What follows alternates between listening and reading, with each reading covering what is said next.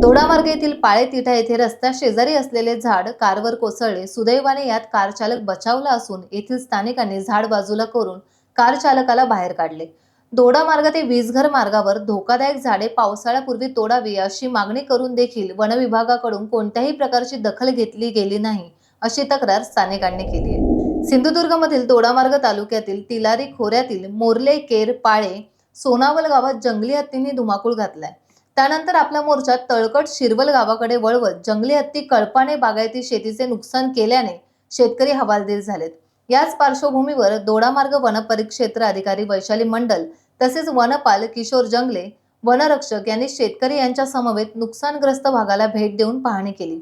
जंगली हत्ती कळप पावसाळ्यात घाटमाथ्यावर जाण्याची शक्यता आहे. हा कळप तळकट शिरवल कुंभवडे चौकुळ आंबोली मार्गे जाण्याची शक्यता त्यांनी वर्तवली आहे. या कळपात मोठ्या हत्तींसह एक लहान पिल्लू असल्याचंही स्थानिकांकडून सांगितलं जात आहे.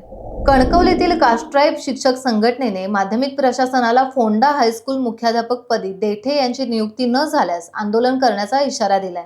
या संदर्भात त्यांनी माध्यमिक शिक्षण अधिकारी कविता शिंपी यांची भेट घेत विविध प्रश्नांबाबत सविस्तर चर्चा केली. यावेळी कास्ट्राईब शिक्षक संघटनेचे राज्य उपाध्यक्ष समाजभूषण संदीप कदम, शिक्षक संघटना जिल्हाध्यक्ष संजय पेंडुरकर, सरचिटणीस अभिजित जाधव, किशोर यादव आणि इतर पदाधिकारी उपस्थित होते. टाइम्स डिजिटलला लाईक करा, सबस्क्राईब करा, शेअर करा आणि बेल आयकॉन दाबायला विसरू नका. पाहत रहा टाइम्स डिजिटल.